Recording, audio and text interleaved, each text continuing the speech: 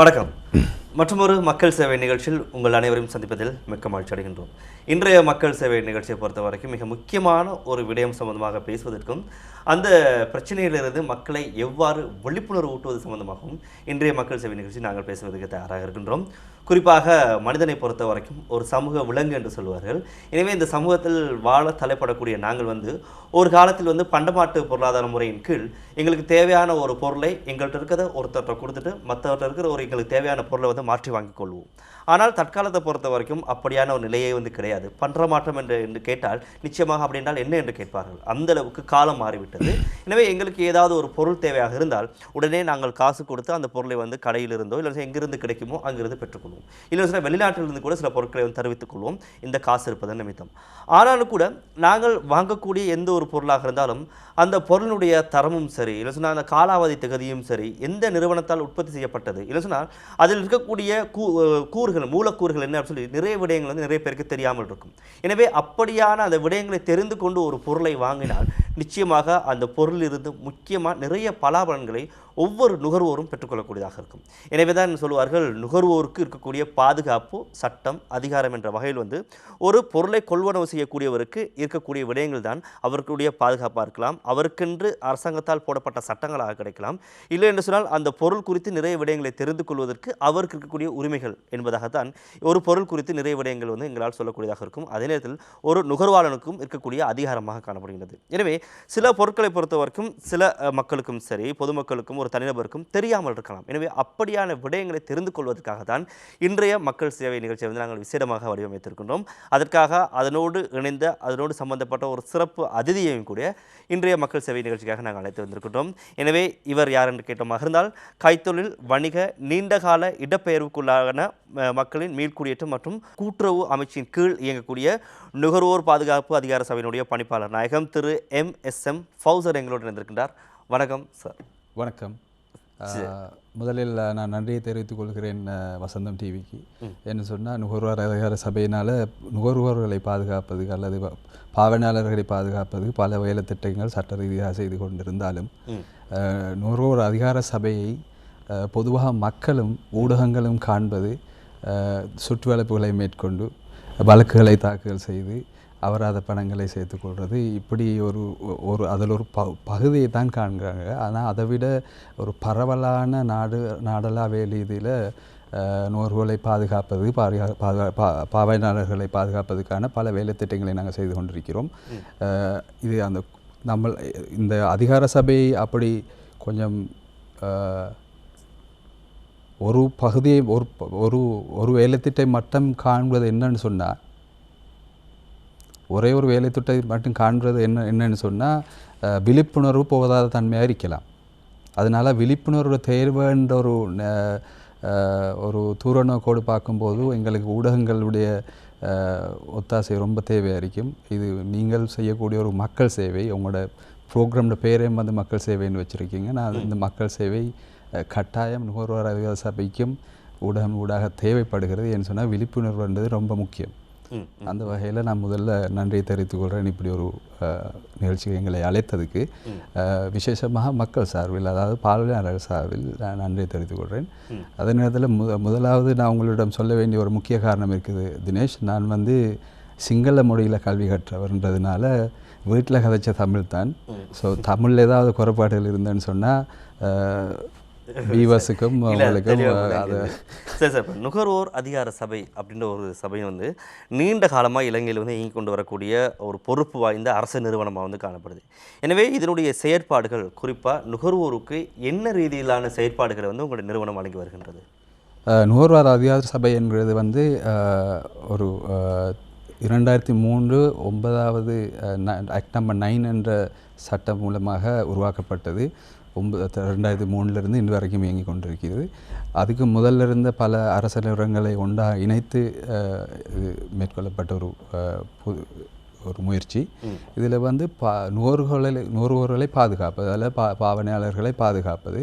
அதில் எங்களோட நோக்கம் எப்படின்னு சொன்னால், ஒழுக்கம் நிறைந்த ஒரு வியாபார கலாச்சாரத்தின் ஊடாக பாவனையாளர்களை பாதுகாப்பது.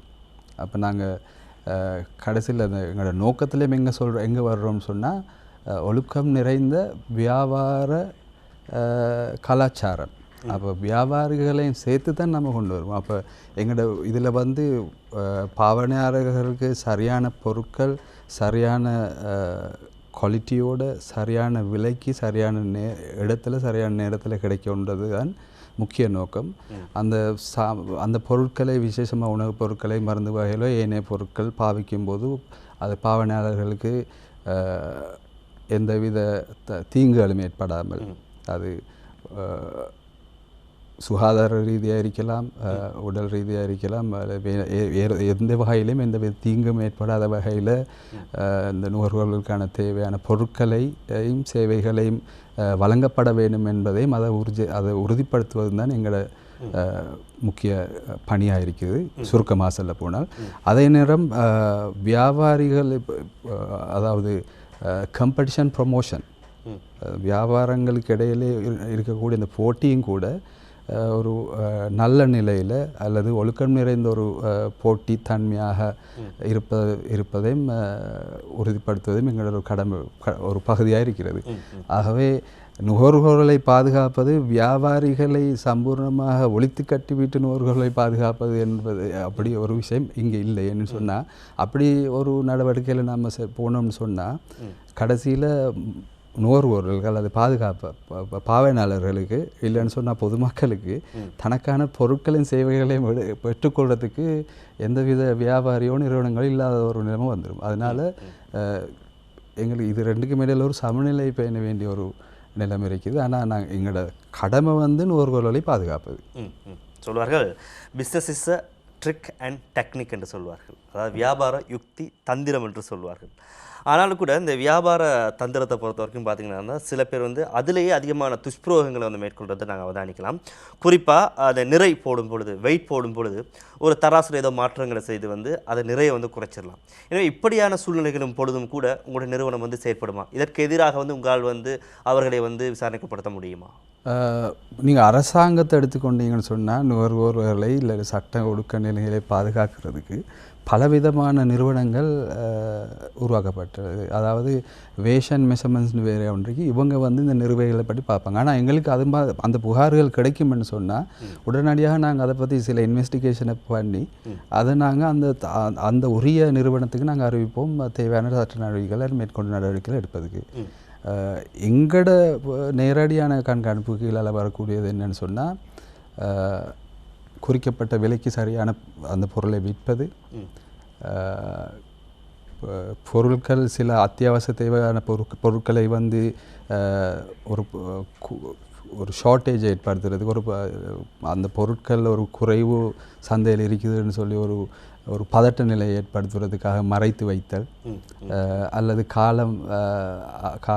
அதாவது எக்ஸ்பயர்டு ஐட்டங்களை விற்பனை செய்வது, ப்ரைஸ் மார்க் விற்பனை விலையை குறிக்காமல் இருப்பது, உற்பத்தி செய்த தினம் காலம் அவதியாகும் தினம் இவற்றை குறிப்பிடாத வித்தல், இது போன்ற விஷயங்கள்னால மக்களுக்கு பாவனையாளர்களுக்கு பெரும் பாதிப்புகளை ஏற்படலாம். அதனால் அந்த விஷயங்களை தான் நாங்கள் முக்கியமாக பார்ப்பது.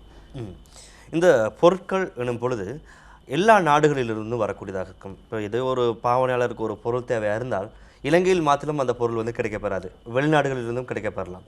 எனவே அப்படி வரக்கூடிய அந்த வெளிநாட்டு பொருட்களுக்கும் உங்களுடைய சட்டத்திட்டங்கள் வந்து உட்பட்டதாக காணப்படுமா? இல்லை என்று சொன்னால் நேரடியாக அது கடைகளுக்கு வந்து மக்களுக்கு வந்து விநியோகிக்கப்படுமா? இல்லை, எந்த ஒரு பொருள் எடுத்தாலும் அது ஒரு உணவுப் பொருளாக இருக்கலாம் அல்லது ஏனைய பாவனைகள் கட்டிட நிர்மாணத்துறையோ எந்த பொருளாக இருக்கலாம். அது எதுவாக இருந்தாலும் இலங்கையில் வந்து தரத்துக்கான வேறு ஒரு நிறுவனம் இருக்குது, ஸ்ரீலங்கா ஸ்டாண்டர்ட்ஸ் இன்ஸ்டியூட். சில பொருட்கள் வந்து அவங்களோட அந்த ஸ்டாண்டர்ட்ஸுக்கு சர்டிஃபிகேஷன் எடுக்கணும், அந்த தர சான்றிதழ் எடுத்து விற்க வேண்டியது. இல்லைன்னு சொன்னால் அவங்களோட அந்த conforming to their standards, SLSI ஸ்டாண்டர்ட்ஸுக்கும் வரணும், அவங்களோட அந்த தரத்துக்கு உட்பட்டதாக வரணும். அப்போ அப்படி பொருட்கள் வந்து நாட்டுக்கு இறக்குமதி செய்யும்போது அது கஸ்டம்ஸில் வந்து ரிலீஸ் பண்ண முதவே வந்து அந்த SLSI வந்து சாம்பிள்ஸ் எடுத்து அவங்க அதை அந்த தரத்துக்கு உட்பட்டதாக பார்த்து அதுக்கு பிறகு தான் அதை சந்தைக்கு விடுவாங்க. இதுதான் சட்டம். அந்த வகையில் அந்த ஸ்ரீலங்காவில் ஏற்றுக்கொள்ளப்பட்ட தரத்துக்கு உட்பட்ட பொருட்கள் தான் வர வேணும்ன்ற ஒரு நியதி இருக்கிறது. அப்போ நாங்கள் சந்தையில் நாங்கள் சில சுற்று வளைப்புகள் அல்லது இன்கொயரிஸ் மேற்கொள்ளும் போது, இன்வெஸ்டிகேஷன்ஸ் மேற்கொள்ளும் போது அப்படி SLSI தரத்துக்கு உட்பட்டதாக இருக்கணும், சான்றிதழ் பெற்றதாக இருக்கணும்ன்றது ஒன்று, உட்பட்டதாக இருக்கணும்ன்றது ஒன்று. அந்த உட்பட்டதாக இருக்கணும்ன்றது எங்களுக்கு ஒரு சந்தேகம் இருந்ததுன்னு சொன்னால் எங்களோட புலனாய்வு உத்தியோகஸ்தர்கள் அதில் சாம்பிளை பெற்றுக்கொண்டு SLSIக்கு அனுப்புவாங்க. அதில் அவங்க அதில் டெஸ்ட் ரிப்போர்ட்டில் சொல்லுவாங்கன்னு சொன்னால் இது அந்த நாட் கன்ஃபார்மிங் டு த ஸ்டாண்டர்ட்னு சொன்னால் அந்த வர்த்தகருக்கும் அதை இம்போர்ட் பண்ண இம்போர்ட்டருக்கும் அல்லது மேனுஃபேக்சருக்கு எதிராக நாங்கள் எங்களோட சட்ட நடவடிக்கைகள் எடுப்போம். மிக முக்கியமான ஒரு கேள்வி அடுத்ததாக, நிறைய பேருக்கு இருக்கக்கூடிய சந்தேகமும் கூட, SLS IOS என்று சொல்லப்படும் 2 முத்திரைகள் இலங்கையில் அதிகமாக பயன்படுத்தப்படுகின்றன. இதனுடைய விரிவாக்கம் என்ன? இதை எதுக்காக ஏன் பயன்படுத்துகிறீங்க உங்களுடைய நிறுவனத்தை பொறுத்த வரைக்கும்? IOSன்றது அது ஒரு மார்க்கெட்டிங் டூலாக பாவிக்கப்பட்டது. IOS சர்டிஃபைட் ISO சர்டிஃபைடுன்னு சொன்னால் அது மார்க்கெட்டிங் டூலாக பாவிக்கப்படுது. ISO certified product, ISO certified company அப்படிங்கிற போது அதுக்கு ஒரு விசேஷ வரவேற்பு இருக்கிறது. அது தேசிய ரீதியாகவும் சர்வதேச ரீதியாகவும் இருக்கிறது. SLSI என்றது ஸ்ரீலங்கா ஸ்டாண்டர்ட் இன்ஸ்டியூட்.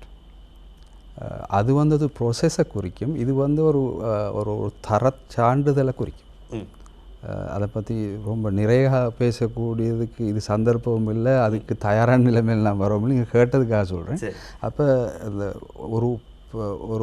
ஒரு பொருளை உற்பத்தி செய்யும் போது அதுக்கு உள்வாங்கப்படக்கூடிய மூலப்பொருட்கள், அதாவது இன்க்ரீடியன்ஸ் என்ன, அதில் எந்த பர்சன்டேஜஸ் என்ன, சில கெமிக்கல்ஸ் பாய்க்கும் போது அது ஒரு எல்லையை மீறினால் அது மனிதர்களுக்கு பாதிப்பு உண்டாகக்கூடும். இப்படி பல விஷயங்களை பார்த்து அதுக்கான சில தரங்களை, அதுக்கான சில லிமிட்ஸை போட்டு ஒரு தர சான்றுபடுத்தல் தான் சில செயலை செய்வாங்க. அதில் அது உணவுப் பொருளாக இருக்கலாம், ஏனைய பொருட்களாக, கட்டிட நிர்மாணத்துறைக்கான பொருட்களாகவும் இருக்கலாம். இப்போ கட்டிட நிர்மாணத்துறை கம்பி, அது இப்போ நீங்கள் கம்பி எடுத்தீங்கன்னு சொன்னால் அது தரக்குறைவாக இருந்தால் இப்போ ஒரு நாளே கட்டிடம் சரிந்து விழுந்துடும். அதனால பல உயிர்களும் பொருள் சேதங்களும் ஏற்படும். ஸோ இதுகள் நடக்காமல் பாதுகாக்கிறதுக்கான பார்க்குறது தான் அவங்க அந்த சான்றிதழை கொடுத்த பிறகு சந்தையில் போயிட்டு அதை பார்த்து அதை சுற்று வளைப்புகளோ இல்லை இன்வெஸ்டிகேஷன் செய்து மேற்கொண்டு ஆராய்ச்சிகள் விஷயங்களை செய்கிறதோ எங்களோட சட்டத்துக்கு கீழே வருவதனால அதை சந்தையில் இல்லாத சுற்று வளைப்புகளையும் அதை உறுதிப்படுத்துவதற்கான செயல்பாடும் எங்களை சேர்ந்தது. இன்றைய மக்கள் சேவை நிகழ்ச்சி நாங்கள் பேசிக்கொண்டிருக்கின்றோம். ஒரு நுகர்வாளனுக்கு என்னென்ன உரிமைகள் காணப்படுகின்றன, என்ன வகையான பாதுகாப்புகளை சட்டத்தின் மூலமாக ஒவ்வொரு நுகர்வாளரும் பெற்றுக்கொள்ளக்கூடியது என்பதாகத்தான் இன்றைய மக்கள் சேவை நிகழ்ச்சியில் பேசிக்கொண்டிருக்கின்றோம். எனவே அதற்காக எங்களோடு இணைந்திருக்கின்றார் நுகர்வோர் பாதுகாப்பு அதிகார சபையினுடைய பணிப்பாளர் நாயகம் திரு MSM ஃபவுசர் எங்களோடு இருந்திருக்கின்றார். நிறைய விடயங்களை தொடர்ச்சியாக பகிர்ந்து கொண்டிருக்கின்றார். சார், அடுத்த கேள்வி என்னன்னு சொல்லி பார்த்தீங்கன்னா இருந்தால், இந்த வியாபாரம் அப்படின்றது போட்டி நிறைந்தது அப்படின்றது எல்லோருக்கும் தெரிந்தது தான். சில பொருட்கள் பொறுத்த வரைக்கும், இப்போ நீங்கள் யாராவது சொல்லி கட்டிட நிர்மாண பொருட்களை பொறுத்த வரைக்கும் பல பிராண்ட்ஸ் காணப்படும், பல பெயர்களில் காணப்படும். ஆனால் அதை விளம்பரப்படுத்தும் பொழுது சில நிறுவனங்கள் இதுதான் சிறந்ததுன்னு சொல்லிட்டு இந்த கவர்மெண்ட் எலெக்ஷனை பொறிக்கப்பட்ட சில பொருட்களை விளம்பரப்படுத்துவாங்க. இப்போ ஒரு நுகர்வாளருக்கு ஒரு பிரச்சனை இருக்கும், எதை வாங்குறது, எது உண்மையான தரமான பொருள் அப்படின்றதுல ஒரு சந்தேகம் ஏற்படும். எனவே இந்த சந்தேகத்தை ஒரு நுகர்வாளன் எவ்வாறு தீர்த்து கொள்ளக்கூடியதாக இருக்கும், என்ன வழிமுறைகள் இருக்குன்னு? அது சரியாக கூறும்போது இப்போ என்னென்னா, தரச்சான்றிதழ் பெற்றுக்கொண்ட ஒரு பொருளாக இருந்தால் அது SLS தரச்சான்றிதழ் இருந்ததுன்னு சொன்னால் அந்த தரம் அத்தனையும் ஒன்று தான் என்பது தான் குறிக்கப்படும். ஆனால் இப்போ நீங்கள் ஒருத்தர் ஒரு ஃபார்முலாஸ் இருக்கும். சில இப்போ நீங்கள் பிஸ்கட் வகைகள் எடுத்தீங்கன்னு சொன்னால் சிறந்த பிராண்ட் 2-3 இருக்கும். அதில் ஒன்றோட டேஸ்ட் கொஞ்சம் வித்தியாசம் இருக்கும், மக்கள் விரும்பக்கூடியதாக இருக்கும். ஆனால் தரச்சான்றிதழ் இருக்கிற பிராண்ட், அந்த முக்கியமான பிராண்ட் 2-3க்கும் இருக்கும். ஆனால் மக்கள் அந்த அந்த அந்த அதில் ஒரு அந்த டேஸ்ட்டுக்கு விரும்புகிறது ஒன்றாக இருக்கும். ஏன்னா அது அவங்களோட ஒரு ஃபார்முலா ஒன்று, அவங்களோட ஸ்பெஷல் ஃபார்முலா. அது அவங்களோட மார்க்கெட்டிங் எக்ஸசைஸில் அவங்களோட பிராண்ட் க்ரியேஷனில் வரக்கூடியது. ஸோ அந்த வகையில் அவங்க அதை கூறக்கூடிய வாய்ப்புகள் இருந்தாலும் கம்படிஷன் ப்ரொமோஷன் எங்களோட அதிகார சபைகளில் ஒரு பிரிவிற்கு இதன் ஊடாக சில நாங்கள் இன்வெஸ்டிகேஷன்ஸ் செய்வோம். இதில் வந்து அடுத்தவங்க ரொம்ப தரக்குறைவானது அப்படின்னு சொல்லி அதாவது சாதாரணம் இல்லாத ஒரு நியாயம் இல்லாத ஒரு கம்படிஷன் ப்ரொமோஷன் செய்வாங்கன்னு சொன்னால் அதை பற்றி புகார் வரும். இல்லாட்டி நாங்களாக ஒரு சில அதை பற்றி இன்வெஸ்டிகேட் பண்ணி ஆக்ஷன் எடுப்போம். அந்த குறிப்பிட்ட நிறுவனமோ அல்லது 2 நிறுவனங்களோ அவங்களை அழைத்து டிஸ்கஷன் செய்து அது ஒரு சமநிலைக்கு கொண்டு வருவோம். ஆனால் நீங்கள் கேட்கக்கூடிய கேள்வி இன்னொரு வகையில் பார்க்கும்போது என்னன்னு சொன்னால், இப்போ எஸ்எல்எஸ் சான்றிதழ் இருக்கிறதாக போலி சான்றிதழ்களை முத்திரையிட்டு விற்கக்கூடிய பொருட்கள் இப்படி விஷயங்கள் இருக்குது. இந்த விஷயங்கள் வந்து பொதுவாக முழு நாட்டிலேயும் உள்ள அத்தனை கடைகளிலையும் அத்தனை விற்பனை நிலையங்களையும் உள்ள அத்தனை பொருட்களையும் 100க்கு 100 கண்காணிப்பு என்பது யாராலையும் முடியாது. அதனால தான் எங்களுக்கு மக்களுடைய ஒத்துழைப்பு இங்கே தேவை. அவங்களுக்கு ஏதோ ஒரு சந்தேகம் இருக்குன்னு சொன்னால், இது ஏதோ ஒரு குறைபாடு இருக்குது, இது தரச்சான்றிதழ் இல்லாட்டி ஒரு அரச நிறுவனத்தால் கொடுக்கப்பட்ட ஒரு அனுமதி இலக்கம் இல்லாட்டி ஒரு அதுக்கு என்ன சொல்லுவாங்க ஒரு லோகோ அப்படி இருக்குன்னு சொன்னால், இது ஏதோ ஒரு பிரச்சனை இருக்கு சந்தேகம்னு சொன்னால் உடனடியாக அண்மையில் இருக்கக்கூடிய எங்களோட நுகர்வோர் அதிகார சபை வந்து நாட்டில் உள்ள அத்தனை மாவட்டங்களில் மாவட்ட செயலகத்தில் இருக்கிறாங்க. அப்போ முழு நாடு பூராவும் எங்களோட ஆஃபீஸஸ் இருக்கிறாங்க, இன்வெஸ்டிகேஷன் ஆஃபீஸஸ் இருக்கிறாங்க. அப்போ எங்களோட நுகர்வோர் அதிகார சபை அந்த மாவட்ட காரியாலயத்தில் போய்ட்டு அவங்களுக்கு ஒரு புகார் செய்யலாம். அப்படி இல்லைன்னு சொன்னால் 1977 என்ற இலக்கத்துக்கு எந்த ஒரு டெலிஃபோனாலையும் கால் பண்ணி அதை எங்களோட ஹெட் ஆஃபீஸுக்கு தெரிவிக்கலாம். அதை நாங்கள் குறித்து கொண்டு அதுக்கான நடவடிக்கைகளை எடுத்து அதில் ஏதாவது தவறு இருந்தேன்னு சொன்னால் அந்த விற்பனையாளர், உற்பத்தியாளர் அல்லது இறக்குமதியாளர் இவங்களுக்கு எதிரான சட்ட நடவடிக்கைகளையும் எடுப்போம். இதுதான் இந்த உணர்வுகளை பாதுகாக்கக்கூடிய ஒரு செயல்பாடாக இருக்கிறது. சரி, எனவே 1977 1977 என்ற இலக்கங்களுக்கு நீங்கள் வந்து அழைப்பு ஏற்படுத்துவீங்களா இருந்தால் இலவச அழைப்பும் கூட இல்லையா? எனவே உங்களுக்கு ஏதாவது ஒரு பொருள் மீது சந்தேகம் இருந்தாலும் சரி, இல்லை சொன்னால் அந்த பொருள் ஏதோ ஒரு தரம் குறைவாக இருந்தாலும் சரி, இல்லை சொன்னால் விலை அதிகமாக வைத்து விட்டாலும் கூட உடனடியாக நீங்கள் வந்து உங்களுடைய வந்து பாதுகாத்துக் கொள்வதற்கும் சரியான ஒரு உண்மையான விலையை வந்து பேணுவதற்கும் வாய்ப்பை ஏற்படுத்திக் கொள்வதற்கான வாய்ப்பு அனைத்து பொதுமக்களுக்கும் உண்டு என்பதாக தான் சார் சொல்கிற விஷயத்திலிருந்து எங்களால் தெரிந்து கொள்ளக்கூடியதாக இருக்கிறது. கால அவதியானது அல்லது உற்பத்தியான தினத்தை குறிப்பிடாது, பேட்ச் நம்பரை குறிப்பிடாது அல்லது இப்படி பல விவரங்கள் இல்லைன்னு சொன்னாலும் கூட உடனடியாக நுகர்வோரை எங்களுக்கு அறிவிக்கலாம். இந்த 1977 1977ங்கிற இந்த டெலிஃபோன் வந்து மும்மொழியிலேயும் அவங்களுக்கு சேவை பெற்றுக்கொள்ளலாம். இலங்கை பொறுத்த வரைக்கும் அண்மை காலத்தில் அதிகமாக பேசப்பட்ட ஒரு உணவுப் பொருள் தான் உணவு பதார்த்தம், ஒரு சுவையொட்டின்னு சொல்லலாம். எனவே இதை வந்து சந்தையிலேருந்து முற்றுமுழுதாக தடை செஞ்சுருந்தாங்க, உங்களுக்கும் தெரிஞ்சிருக்கும். அதே வேளையில் பார்த்தோம்னா அண்மையில் வந்து ஒரு சிறந்த ஒரு திரைப்படம் தான் வேலைக்காரன் அப்படின்ற ஒரு திரைப்படம். அந்த திரைப்படத்தில் அந்த குழந்தைகள் சாப்பிடக்கூடிய அந்த உணவுகளில் அதிகமான சில பொருட்கள் பயன்படுத்துவது நிமித்தம் அந்த குழந்தைகளுடைய உடலுக்கும் சரி, இல்லைன்னு சொன்னால் அவருடைய வாழ்க்கைக்கும் அதிகமான குந்தகத்தை ஏற்படுத்துவதாக சில விடயங்களை வந்து அந்த திரைப்படத்தில் காட்டியிருப்பாங்க. எனவே இது இலங்கை போன்ற நாடுகளில் இவ்வாறான விடயங்கள் நிகழ்கின்றன. இப்படி ஏதாவது சாப்பாடுகளை வந்து நாங்கள் கடையில் வாங்கி சாப்பிடும் பொழுது இப்படியான பாதிப்பு ஏற்பட்ட ஏதாவது சந்தர்ப்பங்கள் ஏதாவது உங்களுக்கு கிடைக்கப்பட்டிருக்கிறதா? உண்மையிலே அது வந்து சுகாதார அமைச்சுக்கும் கீழால் வரக்கூடிய ஒரு ஒரு ஒரு பொறுப்பு. ஆனால் அது அப்படி ஏதாவது விடயங்கள் கண்டுபிடிக்கப்பட்டால் அவங்க அதை எங்களுக்கு அறிவிப்பாங்க, உத்தியோகபூர்வமாக அறிவிப்பாங்க. இந்த பேர் கொண்ட இந்த பொருளால் இந்த பிரச்சனை இருக்குது, அதனால் இதை பற்றி எங்களோட டியூட்டிஸ்லேயும் அதை கவர் பண்ண சொல்லி அவங்க அறிவிப்பாங்க. இதுவரையிலேயும் அப்படி பெரிதாக ஒன்றும் எங்களுக்கு இல்லை. ஆனால் வரக்கூடிய விஷயங்களை சிலது வந்து மக்களுக்கிடையில் பெரிய பதட்ட நிலைமை ஏற்படுத்தாமல் அவைகளை அப்புறப்படுத்துகிற விஷயங்களையும் இணைந்து செயல்படுவோம். சார், இன்னொரு விஷயம் என்ன பார்த்தீங்கன்னா இருந்தால் இந்த நுகர்வோர் பாதுகாப்பு எனும் பொழுது இந்த ப்ரைஸ் கண்ட்ரோல், விலை நிர்ணயம் அப்படின்றது மிக முக்கியமானதாக காணப்படுது. ஒன்று சில்லறை விலை, இன்னொன்று அதிகமான விலை கொடுத்து வாங்குறது அப்படின்னு சொல்லிட்டு. எனவே இந்த சில பொருட்களை பொறுத்த வரைக்கும் ஒரு கடையில் வந்து ஒரு 10 ரூபாயாக இருக்குமாக இருந்தால் ஒரு பொருளினுடைய விலை, அதே பக்கத்து கடையில் ஒரு 12 ரூபா 13 ரூபா 14 ரூபான்னு இருக்கும். எனவே இதை வந்து பெருசாக யாரும் கணக்கெடுத்து கொள்வது இல்லை. ஆனாலும் கூட ஒரு 100 பேர் அந்த பொருளை வாங்கும் பொழுது கடைக்காரருக்கு அதிகமான வருமானம் கிடைக்கின்றது. அதை டேக்ஸ்னு பார்க்கும்பொழுது நாட்டுக்கும் கூட மிகப்பெரிய ஒரு பாதிப்பு ஏற்படுகின்றது. எனவே இப்படியான விடயங்கள் வந்து உங்களுக்கு தெரியப்படுத்தப்பட்டால் என்ன வகையான நடவடிக்கை வந்து எடுப்பீங்க? உண்மையிலே அத்தியாவசிய பொருட்கள் என்று இனங்காணப்பட்டு ஒரு பொருட்களுடைய ஒரு பட்டியல் இருக்கிறது. அந்த பொருட்கள் அனைத்தும் கண்ட்ரோல் ப்ரைஸுக்கு உட்படப்பட்டு, அதாவது எம்ஆர்பி மேக்ஸிமம் ரிட்டெயில் ப்ரைஸ் என்ற நிலைமைக்கு உள்வாங்கப்பட்டது. அப்போ அந்த மேக்ஸிமம் ரிட்டெயில் ப்ரைஸ்ன்றது ப்ரைஸ் கண்ட்ரோல் என்ற விஷயம் வந்து நுகர்வோர் அதிகார சபையின் ஊடாக நடக்கக்கூடிய ஒரு செயல்பாடு. அப்போ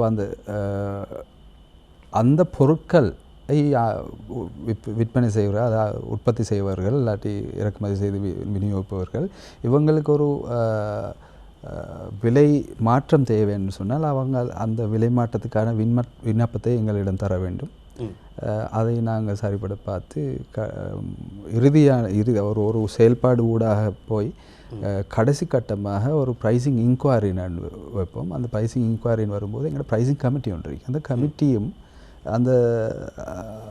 எங்களோட விண்ணப்பதாரியும் சேர்ந்து ஒன்றாக இருந்து தான் அதில் ஒரு முடிவு செய்வோம். அதே விலையை வைத்துக்கொள்வதா, விலையை கூட்டுவதா, குறைப்பதா என்பதை பற்றி ஒரு கடைசி முடிவு எடுப்போம். ஆனால் அந்த விலை கட்டுப்பாட்டுக்கு உட்படுத்த பொருட்கள் அந்த கட்டுப்பாட்டான விலைக்கே வித்தாக வேண்டும். அந்த கட்டுப்பாட்டு விலையை மீறி மார்க் பண்ணியிருக்கிறது, உதாரணத்துக்கு 100 ரூபா விலைன்னு போட்டிருக்கக்கூடிய மார்க் பண்ணிக்கக்கூடிய, அதனால தான் நாங்கள் சொல்கிறது எந்த அந்த லேபலை பார்க்க வேண்டும் நுகர்வோர்கள் வினையாளர்கள் லேபலை கண்ணெல்லாம் ரொம்ப கவனமாக பார்த்து தான் எடுக்க வேண்டும். அப்போ அதில் 100 ரூபா போட்டிருக்கும் போது ஒரு கடைக்காரர் ஒரு வியாபாரி 110 ரூபா எடுப்பாருன்னு சொன்னால் அது சட்டவிரோதமானது. உடனடியாக அந்த பாவனையாளருக்கு அதை பற்றி எங்களுக்கு தெரிவிக்கலாம். அந்த முதலாளியும் கூட அவருக்கு ஒரு விழிப்புணர்வை ஏற்படுத்தலாம், இதை செய்யாதுங்கன்னு சொல்லி. அதே நேரத்தில் எங்களுக்கு புகார் செஞ்சேன்னு சொன்னால் நாங்கள் அதுக்கு தேவையான சட்ட நடவடிக்கை எடுப்போம். அப்படி இல்லைன்னு சொன்னால் அவர் அப்படி கூட வைக்கும்போது இவங்களுக்கு ஒரு ரெசிப்ட் ஒன்று கேட்டுக்கொள்ளலாம். சரி, ஓகே, நான் எனக்கு ரெசிப்ட் ஒன்று தாங்க சொல்லிட்டு கேட்டால் எனதுக்குன்னு சொல்லலாம் ரெசிப்டாக அந்த ரெசிப்டோடு சேர்த்து ரொம்ப இலவாக அதை ஒரு ஊர்ஜிதப்படுத்தக்கூடிய ஒரு ஒரு ஒரு சான்றிதழாக மாறும், அது ஒரு எவிடன்ஸாக மாறும். அதையும் வச்சு உங்களுக்கு எழுத்து மூலமாக அண்மையில் இருக்கக்கூடிய எங்களோட மாவட்ட காரியாலயத்தில் அல்லது எங்களோட பிரதான காலத்துக்கு அந்த புகாரை செய்வாங்கன்னு சொன்னால் அதுக்கான நடவடிக்கைகளை தேடுதல்களை சுற்று வலைத்தல்களை செய்து நாங்கள் சட்ட நடவடிக்கைகளை எடுப்போம். சரி சார், நீங்கள் சொல்லியிருந்தீங்க சற்று நேரத்துக்கு முன்பாக 1977 1977 என்ற இலக்கங்களுக்கு அழைப்பேற்படுத்தினா எந்த நேரத்தில் சேவை பெற்றுக்கொள்ளலாம், எந்த ஒரு பொருள் குறித்தும் கம்ப்ளைண்ட் பண்ணுறதுக்கான வாய்ப்பு இருக்குது அப்படின்னு சொல்லிட்டு. எனவே அப்படி ஒரு பொதுமகன் கம்ப்ளைண்ட் பண்ணுவாரா இருந்தால் எத்தனை காலத்தில் இதற்கான தீர்வு கிடைக்கப்படும்? உடனடியாக அதிகாரிகள் அதை சோதனையிடுவாங்களா, இல்லை வெறுமனே அந்த கம்ப்ளைண்ட்டை மாத்திரம் ஏற்றுக்கொண்டு சரி நாங்கள் பார்க்குறோம் அப்படின்ற வகையில் பதிலளிக்கப்படுமா, இல்லைனா உடனடியாக அதற்கான தீர்வு பெற்றுக்கொள்ளலாம்? எங்களுக்கு வரக்கூடிய கம்ப்ளைண்ட்ஸ் அத்தனையும் நாங்கள் ஏதோ ஒரு வகையில் தீர்த்து வைத்து தான் இருக்கிறோம். அப்படி அதை எடுத்து ரெக்கார்ட் பண்ணிட்டு ஒரு சைடில் வைக்கிறதாக இல்லை. குறைஞ்சது ஒரு 2 நாளுக்குள்ளுக்கு உள்ளுக்குள்ளே ப்ராசஸ் இருக்கும். அந்த டெலிஃபோனை ரிசீவ் பண்ணுறவங்க அந்த டிவிஷனுக்கு அதை குறித்து கொடுப்பாங்க. அந்த டிவிஷனில் ஒரு அதிகாரிகளுக்கு அது போகும். அப்போ அவங்களுக்கு கூடுக அந்த ஒரு நாளும் வரக்கூடிய கம்ப்ளைண்ட்ஸ் பட்டியலை ஒரு குறிப்பிட்ட சில உத்தியோகத்தர்கள் இருப்பாங்க, அவங்க மத்தியில் அதை கொடுக்கப்படும் பொறுப்பாக.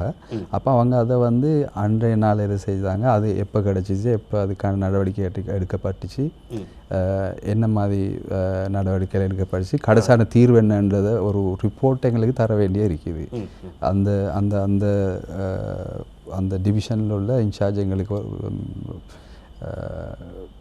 எங்கள் அட்மினிஸ்ட்ரேஷனுக்கு தர வேண்டிய ஒரு பொறுப்பு ஒன்று இருக்குது. அதனால் சரியான முறையில் கண்காணிக்கப்படக்கூடிய ஒரு முறை இருக்கிறதுன்றதுனால அது அப்படி சில விஷயங்கள் ஏதோ ஒரு காரணத்துக்காக தாமதிக்கலாம், ஆனால் சம்பூர்ணமாக கைவிடப்பட மாட்டாதுன்றது அது ரொம்ப உறுதியாக சொல்லலாம். கட்டாயம் நடவடிக்கை எடுக்கப்படும், கட்டாயம் நடவடிக்கை எடுக்கப்பட்டு கொண்டு தான் இருக்கிறது. சரி, தொடர்ந்தும் அது நடக்கும். சரி, இந்த 1977 என்கின்ற அந்த இலக்கத்திலிருந்து இலங்கையிலிருந்து எப்பாகத்திலிருந்தும் அழைப்பினை ஏற்படுத்த முடியுமா? இது அதாவது மணித்தியால கணக்கான சேவையா, குறிப்பாக 8 மணிலேருந்து 5 மணி வரைக்குமா, இல்லை 24 மணி நேர சேவையா? அது எங்களோட ஆப்ரேட்டர்ஸ் அதை பர்சனலாக அட்டென்ட் பண்ணுவாங்க 8:15 to 5 o'clock. அதுக்கு பிறகு வாய்ஸ் ரெக்கார்டிங்க்கு போகும். அப்போ அந்த வாய்ஸ் ரெக்கார்டிங் அவங்க கேட்டு அவங்க அவங்களுக்கு ஏற்ற மொழியில் அவங்க பேசக்கூடிய மொழியில் அந்த அவங்களோட அந்த புகாரை அந்த கம்ப்ளைண்ட்டை அவங்களோட விஷயத்தை வந்து அதில் ரெக்கார்டில் வைக்கலாம். அடுத்த நாள் காலையில் வரும் ஆஃபீஸர்ஸ் அந்த மெசேஜை ரிட்ரீவ் பண்ணி அதுக்கான நடவடிக்கை எடுப்பாங்க. சில நேரங்களில் திரும்பவும் அந்த கம்ப்ளைனரை கால் பண்ணி அவரோட கதைத்து சில மேலதிகமான தகவல் எடுக்கக்கூடிய ஒரு நிலைமை ஏற்பட்டால் அந்த கம்ப்ளைனரை நீங்கள் திருப்பி தொடர்பு கொண்டு அந்த மேலதிக தகவல்களையும் எடுத்துக்கொண்டு தேவையான நடவடிக்கைகள் எடுக்கக்கூடிய விஷயங்கள் நடந்து கொண்டு இருக்குது. ஆனால் பண்டகை காலங்களில் வந்து நாங்கள் அந்த 1977 கிட்டத்தட்ட மார்னிங் 8 to ஈவினிங் 8 வரக்காட்டிலையும் அந்த டைம் வரக்காட்டிலையும் செய்கிறோம். ஏன்னா பண்டகை காலங்களில் மக்கள் கொஞ்சம் நேரம் லேட் ஈவினிங் வரக்காட்டியும் ஷாப்பிங் அதில் இருக்கிறதுனால அவங்களுக்கு வசதியாக இருக்க வேண்டுறதுக்காக இப்போ கடந்த டிசம்பர்லேருந்து தைப்பொங்கல் 15 ஜனவரி 15 இருந்துச்சு. அப்போ நாங்கள் நவம்பர் 2018 நவம்பர் 15 தேதியிலிருந்து இந்த ஜனவரி மாதம் 15 வரைக்கும் ஒரு நாடு பூராவும் ஒரு அந்த பண்டிகை காலத்துக்கான விசேஷ ஏற்பாடுகளை செஞ்சுருந்தோம். அது ரொம்ப வரவேற்பத்தக்கதாக இருந்தது. மேன்மை தங்கிய ஜனாதிபதியும் கூட அதை பாராட்டினார். அப்படி என்ன வகையான செயற்பாடை வந்து செஞ்சீங்க? அதில் பண்டிகை காலங்களில் ரொம்ப தேவைப்படக்கூடிய அத்தியாவசிய பொருட்களில் எந்தவித குறையும் ஏற்படாமல், நான் முதல் ஆரம்பத்தில் சொன்னது மாதிரி அத்தியாவசிய பொருட்களை சிலவர் ஒரு தட்டுப்பாடை ஏற்படுத்துவதற்காக மறைத்து வைப்பது, இப்படி விஷயங்கள் நடக்காமல் பழைய பொருட்களை காலாவதியான பொருட்களை பொது மாதிரி இப்படி சார்ந்த அந்த நெருக்கடி கூடுதலான காலங்களில் மக்களுக்கு அதை சரியாக பார்க்க இல்லாத ஒரு சந்தர்ப்பத்தை வீக்னஸாக எடுத்து ஒரு சில நபர்கள் அப்படி விற்பனை செய்யக்கூடிய நிலைமைகள்.